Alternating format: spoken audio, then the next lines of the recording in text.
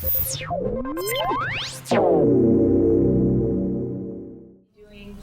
individual presentations on their projects. So we have Lisa Bertin, Ike Shibley, and Maureen Dunbar, sorry about that, and David Passmore here. We'll be talking about their hybrid course design projects, and then we'll have a discussion at the end. So thank you. We'll get started. Do I need the mic? Are we recording? Okay. Good morning. My name is Lisa Bertin. I'm from the Shenango campus, the farthest western, smallest campus in the Penn State system. Several years ago, the university as a whole was looking at freshman orientation, and the campuses were kind of given their own control of that. What we wanted to do, because we have a very non-traditional student base, technology skills were the weakest skills coming in. So I'm IST faculty, and I'm saying, let's take it hybrid. Well, I got a lot of pushback. These people don't have tech skills, and you're going to put them in a hybrid course? Wait a minute. I said, yeah, but we're going to help them. And this, we'll get through this together. So I'm not going to go into great detail as far as the course content, because I think everybody kind of gets the idea. I should put my glasses on my face. And why is this not going full screen? Well, it is. Your presentation room. Oh, it is up there. It's just, okay. I'm looking at the wrong screen. There's a technology module, time management, test taking, study skills, Penn State principles, plagiarism. You guys get the content of what a PSU8 course is. So we do it in 7 weeks. Basically, each week there's a short video for them to watch that is monitored, that they have watched the video, a quiz for immediate feedback, because that's what they like. A discussion forum, and some kind of other activity that hits that week's topic, all right? So that's kind of how the course is laid out over the 7 weeks, and they meet with their faculty member once a week. We also included a reflective writing paper that they had to submit a rough draft and a final draft, and the rough draft had to go to the Learning Center.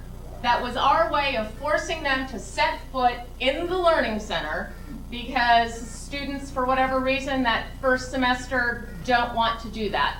So it was our way of doing that. And it was a 3 to 5 page reflective writing assignment, and I'll talk about that in a moment.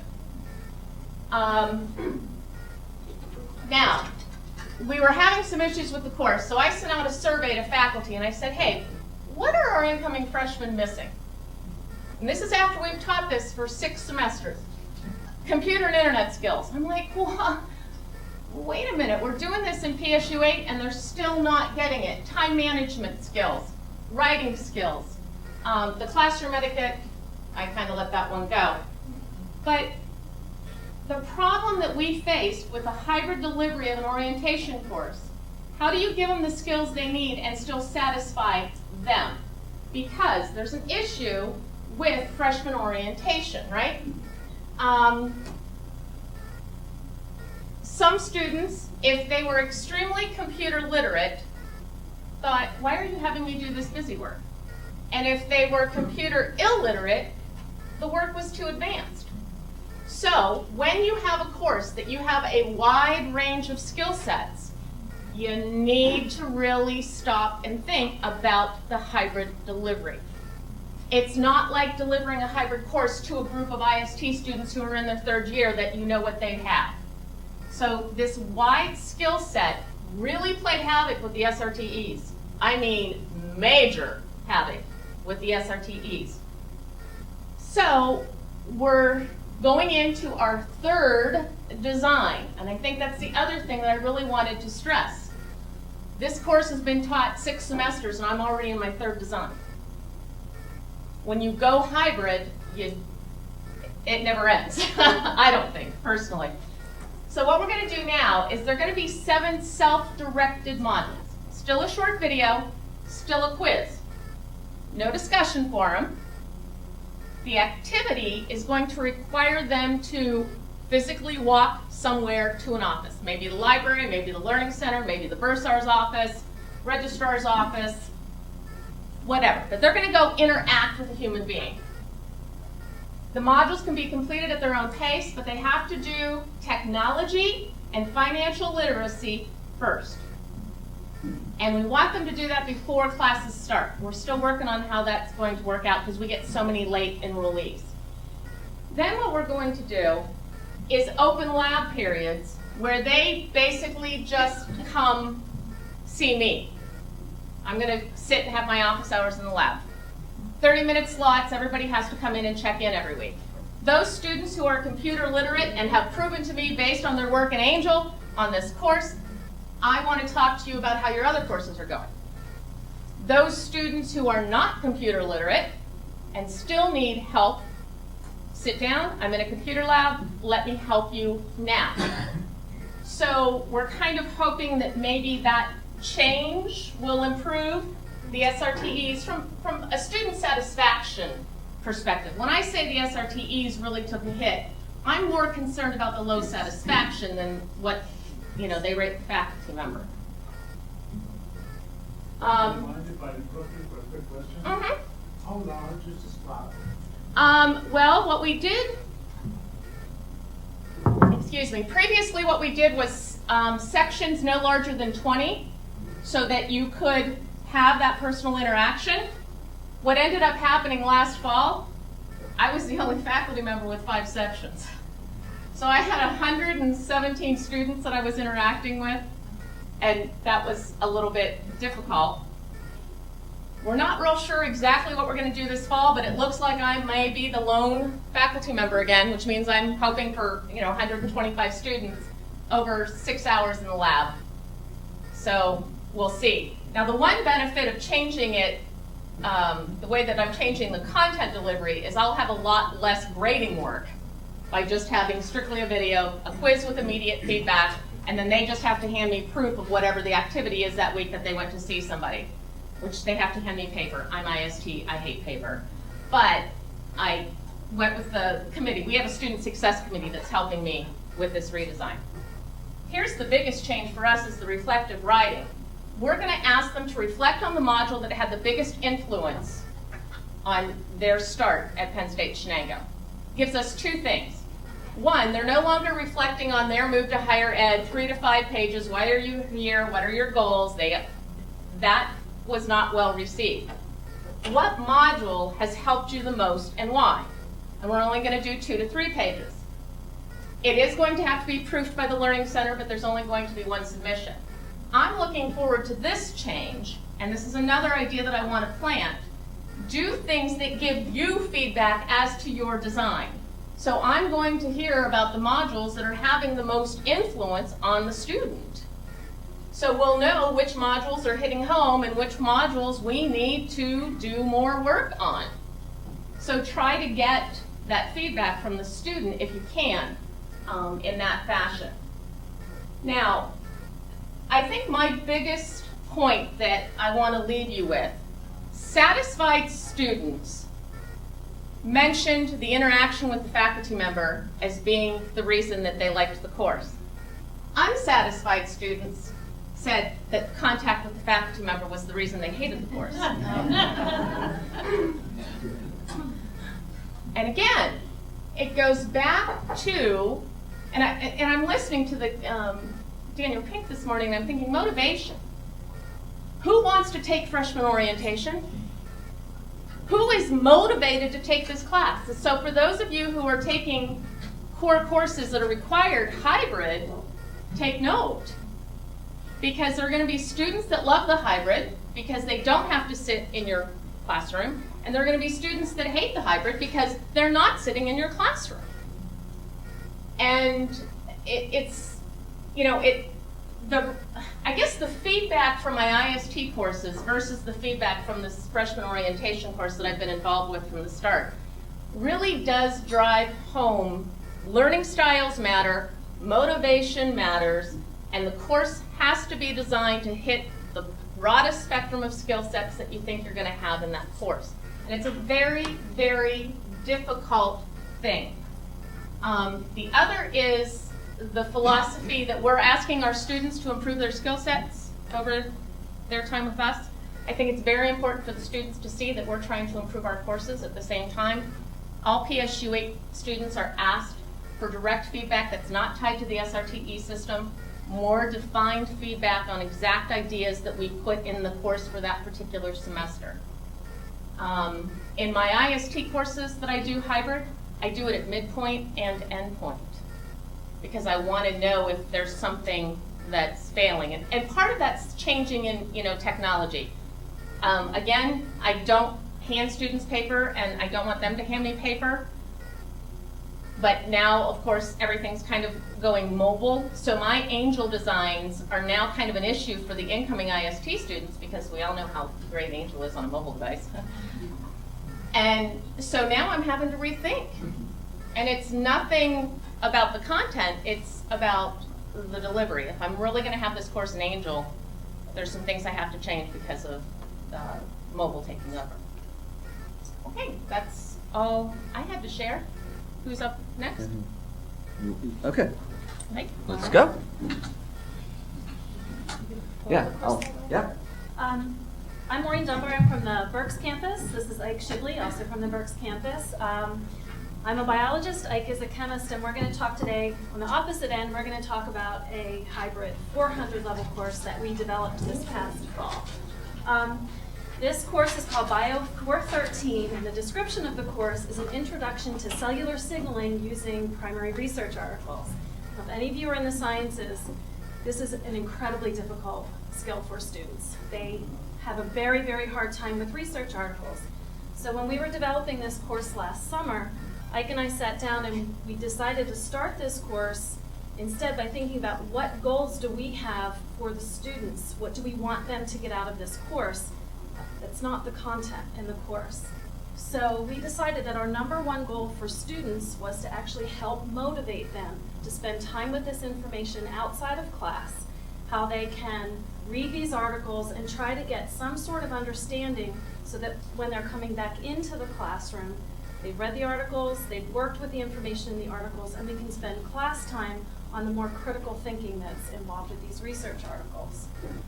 So then when we did that, we decided, well, what assignments do we want to put outside of a class that's going to help students with some of these skills that we want them to have?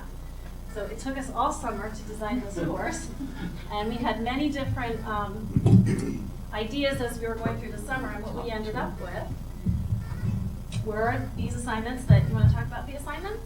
Yeah, so, is this on? Maybe? Oh, good, you can hear me. So we wanted to use the technology to motivate them, but we couldn't figure out which one to do. We couldn't figure out whether we wanted them to do something social with VoiceThread. We couldn't decide whether we wanted to have them do something in class, because it was a class of 40 students, so they couldn't all present every week. Whether we wanted them to do a written summary, or whether we wanted them to write test questions, which was Peerwise, which is a group out of Australia, I think. So we decided to break them into groups, and then they had rotating assignments. So what they did is the weekend before, we arranged this by weeks, and then every week only one of those 4 assignments would show up based on groups. So thank you to our Angel support for helping us figure this out, because it really helps to have smart people on your campus who you can talk to, and nice ones too. So that's kind of that part of the hybrid design, but we also, Pink talked about motivation and mastery. We wanted students to read before, they had to read a book. Do you want to go back to, because you can talk about the book. So the beginning of the semester, the first, we kind of have the semester divided up into quarters. And the first part of the semester, they actually read a book by Eric Kandel called In Search of Memory, which sort of helped provide some of the foundation to some of the articles that they were going to be reading throughout the class. And then they had a series of online quizzes that they had to take associated with this book. So they had to read so many chapters, take a quiz. And then we would spend some time in class, not a whole lot of time in class, discussing that book, but it did sort of lay the foundation to help prepare them for the research articles as we were moving through the semester. So there was no textbook in this class. It was either In Search of Memory or the research articles. So there are some of the quizzes that we saw. And then the 4th quiz was an overview of cell signaling, which most of them had forgotten it by this point. So it was also to give them the foundation of some of the content they needed, so that when they started to go into these research articles, they did have, at least for jogging their memories a little bit about some of the content that would be necessary to understand this information. And then we kind of moved into the next unit, which was starting these research articles. They had one research article every week. So it was, for students, that was a lot to get through a research article every week. And the class only met twice a week for just under 2 hours a week. And so the other time was spent outside of class on some of these online assignments that we had for them. And we did a couple short snippets. So Kendall talks about the difference between idealism and empiricism. So we gave them a 3-minute short video on philosophy of all things. Locke and Kant. And those kind of short videos, we didn't use them a lot in this course, but they're sometimes awfully helpful in a hybrid design, because what we tend to think as educators is we need to record ourselves for like a 50-minute lecture and then put that online, and that is absolutely deadly. Deadly. Yeah. This is 3 minutes and it still seems long to the students. So, and we're going to have time for questions. So I think what we wanted to do was mostly pique interest. So that way we'll have some more time for questions too. So we'll take the go and then we'll talk more in the Q&A. All right. About 5 years ago, I gave a presentation to an IT policy group that John Harwood has. And the title of the presentation was Fuzzy Slippers, Cup of Coffee, Bathrobe. That was my vision for how I'd like to be able to have students engage in courses from a distance. Same experience, just happened to be at home, okay? So that's been the motivator. Another motivator for our program, which is the Workforce Education and Development Program at Penn State University. It's on the, it's in the Google thing, sorry. Well, it was there and then I touched your thing. Just go back. Just go back.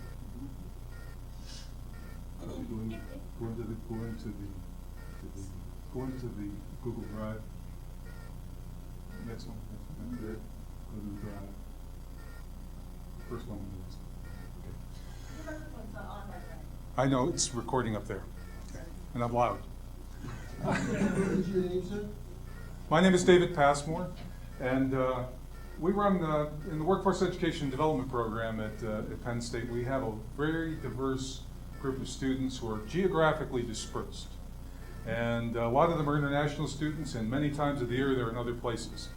Our purpose not only is to make sure that the experience that you have in a hybrid experience is like being there, but also that we can minimize costs.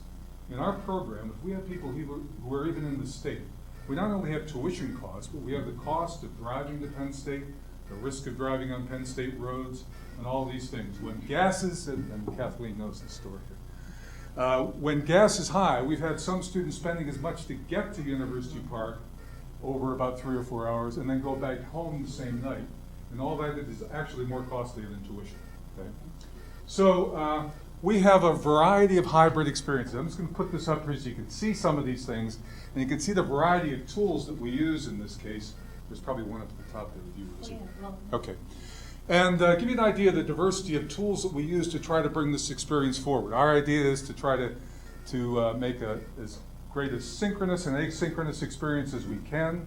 We use every tool in the box to get this done. You can just see those.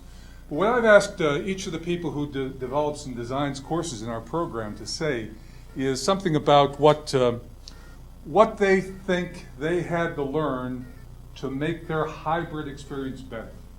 And then also to ask the question, what they think they need to learn beyond that to make it work better. So in my case, I use, in order to have a course experience, and I've had courses on all weekends, a course experience where there are people at a distance. Rose's had people in Grenada, China, other kinds of places. We use Adobe Connect. It's not the perfect solution. There are many other solutions that we've tried over the last decade or so. We use Adobe Connect. And one of the things that made my experience better is I learned how to operate the audio on Adobe Connect. If you've ever been in Adobe Connect, you know it's a howl experience, right? Yeah, okay, so we've learned how to master that. The thing that I want to have happen in the future, I want that part to be better. It's the single worst difficulty that we have in our hybrid experience. So, Ipan, what are you 2 items? Yeah, go ahead, just speak. Stand up and speak. Yeah. Over here. I'm not even on. You handed that off really fast. It's like it's much but we work together a lot, and I teach a needs assessment class, which is graduate level, as well as undergraduate leadership classes. We teach them fully online, resident classes, and in between, which is kind of the topic here. And I think what makes the hybrid course kind of unique is we use a combination of Drupal, Moodle, and Agent platforms. And why is that? Well, we learned and had to learn. That's why EPUM is so helpful to me. I don't be a dinosaur. So I looked at what's the best of what we want to accomplish as far as the student perspective. And for example, with the courses, they're modularized. So we have modules, and some of them are really mini courses in themselves that we also look at as potentially micro-credentials. People could earn badges. So with that, Moodle is a very good tool for that particular application. We also use assessments for which we have a lot of support materials, rich in content, for which Drupal is very good at that. So we have Drupal for that, and of course Angel is very good for the grade book, for communication, and so forth. We use all of those tools as kind of platforms, but then to engage the students, we use, as David was saying, we try to use and experiment with whatever seems appropriate for the activity from Google Hangout, UCU, you name it, and of course for we also have traditional meetings as well as meetups, so popular over groups. So those are some of the things. You have questions later, we can talk on into that. No? Okay. Thanks. We're going to make Ipan answer all the questions. So. He has the answer. Yeah. And I'll tell you a short story. I was sitting in an office one day, and I was listening to a faculty member talking to a person who was just finishing his thesis. And this faculty member said, you know, I really don't like distance education. I really don't get it. I really don't understand how people have a relationship with their students because I just can't have a relationship with my students at a distance. And to which I was incredibly appalled because this person worked in distance education and had a lifelong time in distance education. And I could not believe this person was making this comment. And it was just like, you have to understand what the design piece is. And I'm thinking she totally missed the boat whenever it comes to it. So whenever we work on all these classes, one of the things that we really work on is having a student-centered design. And I can tell you that I've actually been complimented by other faculty members that my student-centered approach is actually closer to what, or actually better than what they get in a face-to-face class. Because a lot of times in a face-to-face class, you have targeted questions. So if I were to say, Kevin, the answer to this, whatever the question is that I'm asking, the rest of you all tune out. And only Kevin gets this opportunity in which to participate. Whereas in the design of which we have inside our classes, the student-centered approach, and then using all these tools of which you see, it helps to have that student-centered piece that those students interact with each other, they interact with us. I get to know those students better than if I was in a face-to-face class, and better than I'll get to interact with any of you, because all you get is this. Whereas inside that class, it's all back and forth. And so that's one of the key parts. Now, one of the other little downfalls of this is it takes time. So just like Lisa was talking about, that's exactly what it is. It takes time. And so if you're not willing to give the effort and the time inside there, you're absolutely in trouble. We're going to hold it there. But our purpose in all of this is to meet student needs and to minimize the cost to students and maintain the quality of instruction by using technology. We don't care where you are. You probably don't care where we are. It has to happen, though. And this is in order for us to maintain competitiveness with other graduate programs just like ours. And we, you know, whether you like it or not, U.S. News and World Report ranks our program in the top 3 all the time. I don't know how it gets there. It's another story.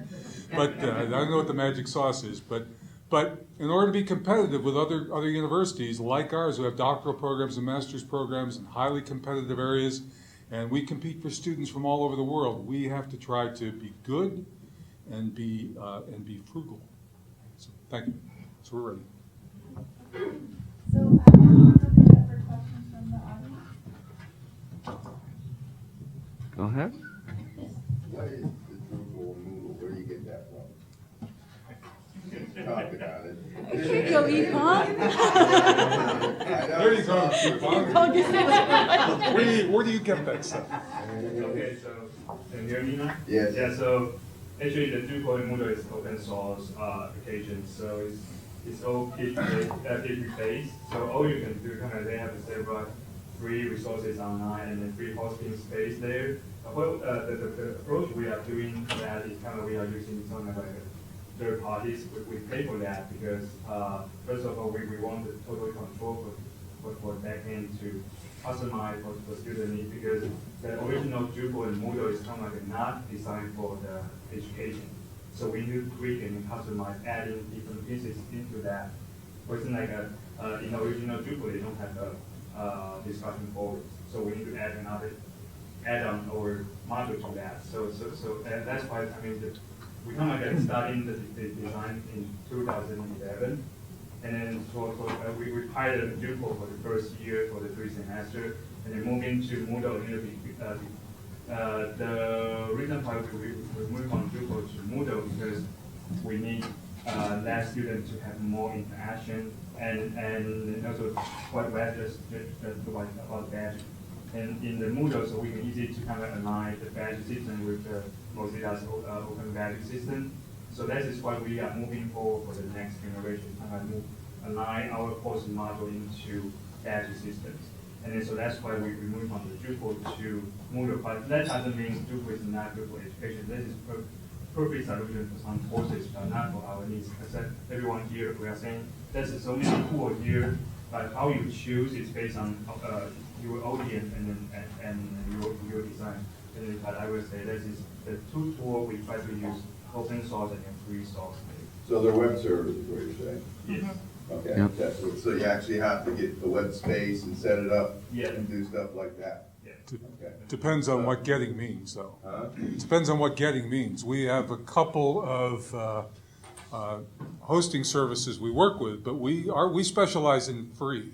Okay? And so if somebody has a server, we use that. The reason I ask is because I'm doing a hybrid course for stats for the first time that no one's ever done at my campus. And I went to a class last year for WebWorks, which I can do on, it's a web server, but it's from the MAA, which I'm going to provide them online homework. And it's great, it's free, I know how to use it. But same thing with if I want to use Drupal, I'd have to go through and set it up and that. And for the first time, I'm just going to use Angel and WebWorks, and I already have graphical calculator tutorials I made, and so I just was curious what that was when you said it. Okay, so that's going to be out maybe next year. I'll have to get through this year first. Okay. Let me explain why Drupal and Moodle, because I was an early adopter of Angel. And for many years, and then of course you've been around, Angel's going to go away. Well, I invested my life in the coursework. I had the coursework, and I want to own that. I own that content. So how do I control that content? So I looked at what could I do, knowing that, there's all these committees, but the uncertainty of it. So I looked at, what would be some tools, and I wanted to open source so that it wouldn't go away. So there's communities. I think Moodle's probably worldwide the #1 platform. I can't substantiate that, but I think it is. You look at Angel here, but worldwide Moodle is it. If you look at Drupal also is pervasive across our university. If you look at Earth and Mineral Science, they use Drupal for their content. Arts and Architecture, IST. So there's a lot of other places around the university. So there's a big community of Drupal users because it's free open source. For me, not being a real techie, I'm concerned. I need support systems for those kinds of things. So you're right about that. The other thing is the bureaucracy of we're not bureaucratic here, but so for $10 or $15 a month, I can I have a HostGator that I can post these on, guess what, I can control them all. So those little supplementary pieces, I can control my own content over the very low cost. To make your own web server with that, you got it, technology, that's people to do that. You could do that, I use just an outside service. So you actually could get someone that could build it. Oh, that'd be, yes. I But I don't wanna worry about that stuff. I grow my own. I use free stuff. I shouldn't say this while the Vice Provost for Information Technology is. But we do whatever it takes to get the job done. Yep. Okay? I'm not allowed to have, servers in my office. I have 4 of them. I'm sorry. I mean, I'm actually wondering if Ike and Maureen, could you speak about the faculty collaboration and being kind of the interdisciplinary approach and how that process works? Sure. Yeah, it's not just hybrid, it's also team teaching, because we've taught first year seminar before. But one of the nice things about this is that the why question showed up a lot, right? Like Pink was talking about. It's like, why do we want students to do this? So many courses are, hey, how do we deliver the content? Not about why are we delivering the content. And in a 400 level course that is not a prerequisite for any more, it's a terminal course. So the why question becomes to us a lot more intriguing, which was why I think working together was great, because right, we ended up with lots of tools, as has been brought up, but we didn't know some of them. So some of it is not just a collaboration here, but collaboration with other folks on our campus.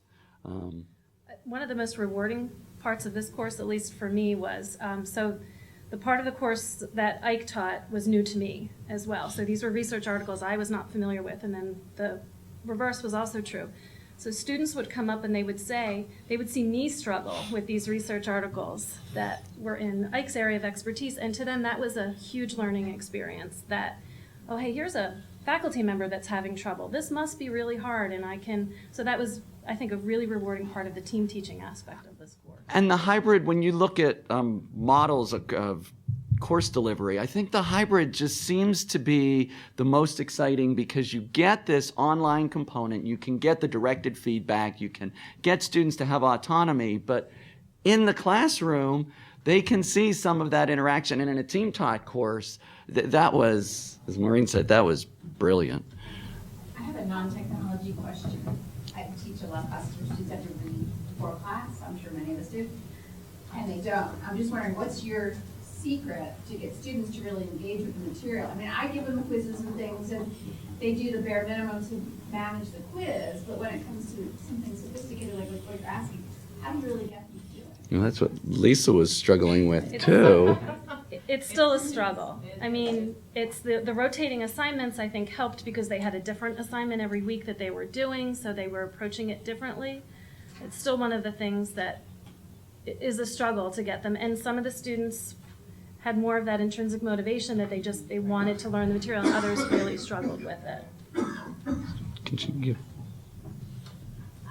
I teach all of my courses are either fully online or hybrid. I do no traditional delivery whatsoever anymore. With the IST students, it is amazing to me the groups that have come through the system that fight the online portion and aren't doing what they need to do before they come to class, versus groups that have come through that they come to class prepared, they're there. Peer pressure plays a little bit of role in that, in how, when you bring them to the classroom, how can you kind of enforce that peer pressure? And I do a lot of teams. All of my classes have some kind of team component. I have found the most success with that, but it is a struggle, because a lot of it, I think, is just what kind of group you get, what kind of motivation. It is, but I think it's critical for the faculty member to not cave into that. It's really tough to be a member of the Court 8 family, but you got to have a backbone. You got to say, wow, we're moving forward. If you didn't read, you're probably not going to get much out of class. So we've said, we're not going to be offended if you get up and leave, because you're not going to get anything out of this if you haven't done the assignment. Now, they don't leave, but I think the implicit message there is... And I've even used that message in freshman orientation. I have. Because, come on, you've got to come prepared. How do you use the online components to measure engagement, and do you think it's impacting retention in these courses? I absolutely, positively despise taking attendance and giving points for attendance. I hate it. I absolutely hate it. Hear, hear.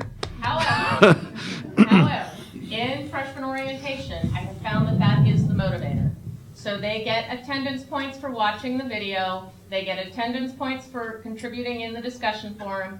The grading rubric on my discussion forums in all of my classes, they cannot get anything higher than an 80% if they don't reply to classmates. I don't care what you post. You could post the latest and greatest research. If you're not having good conversation with your classmates, you're not going to get anything higher than probably closer to a 75.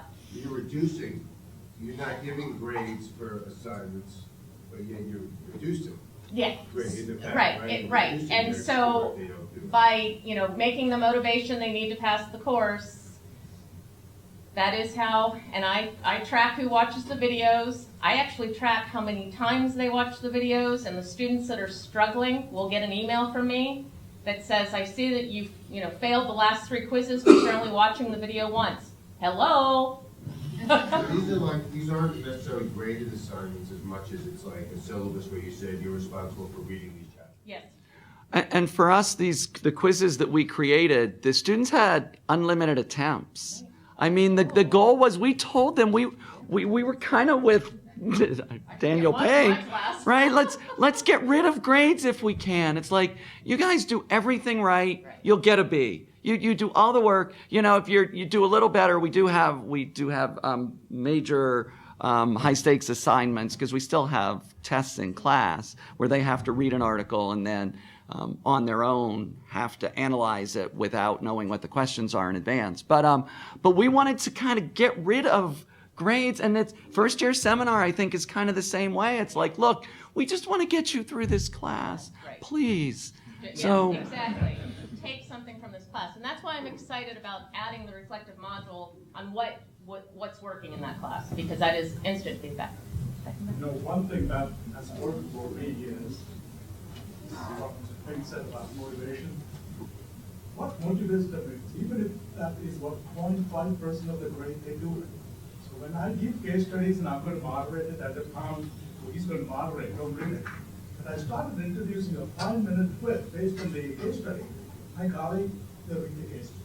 That point I give them for that particular quiz is only one person. They do it. I know, I always like to say that grades are kind of the coin of the realm. If you don't grade it, I think students use that what they hear is it's not important. So if you can assign points but make it that they can get the points, all of a sudden you're still reducing, I think, the grade, but you're still conveying the message that it's important to the course. But I think the one thing that I caught this morning, though, that feedback issue, discussion forums. I have a lot of coworkers who don't go back in the discussion forums and see what the discussions are and provide that kind of feedback. Now, I do not provide negative feedback to a student in the forum. If it's negative feedback, I provide it via email to the student. But they need feedback on all the activities that they're doing. Other questions? I kind of wanted to position this to ask about the motivation and preparedness for the student population that you're working with. Like, do you feel like you encounter the same challenges, or is it a little bit different? In workforce.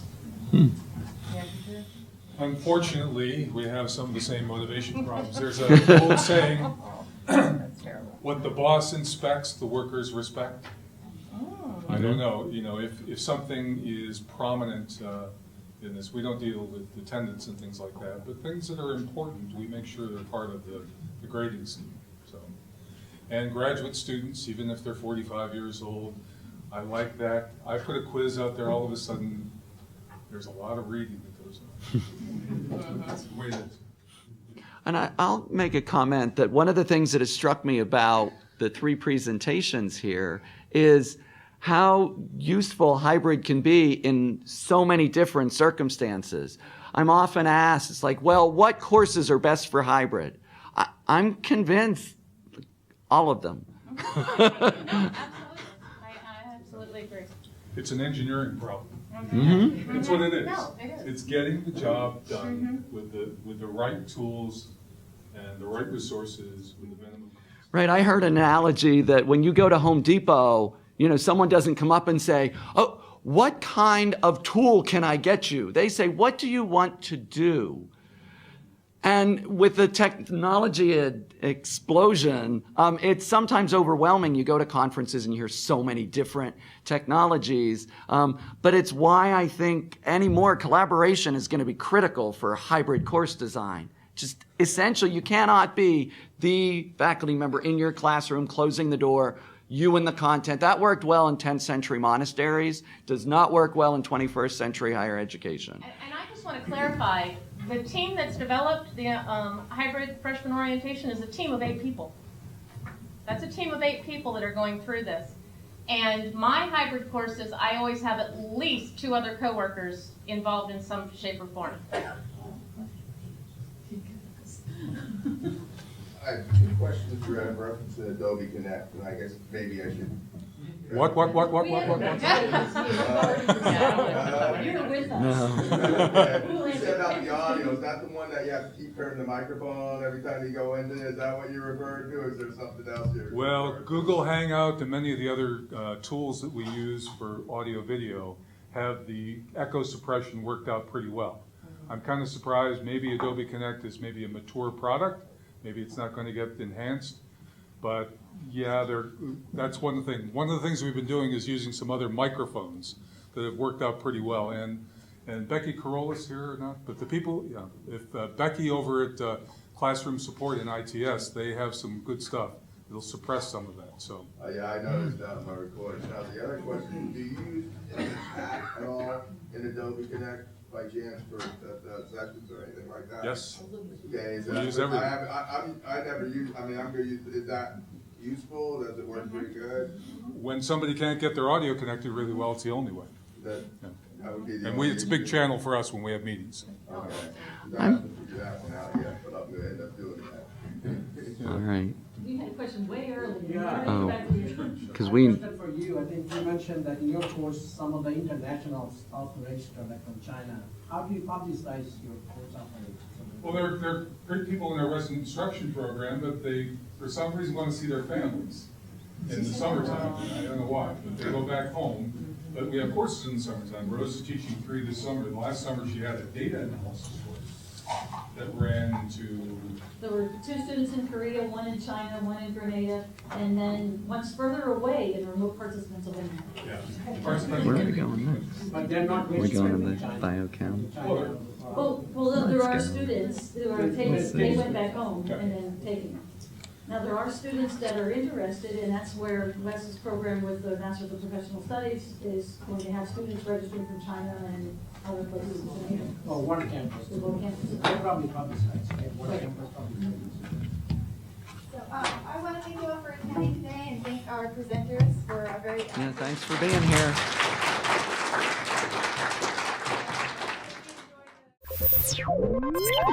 Thank you.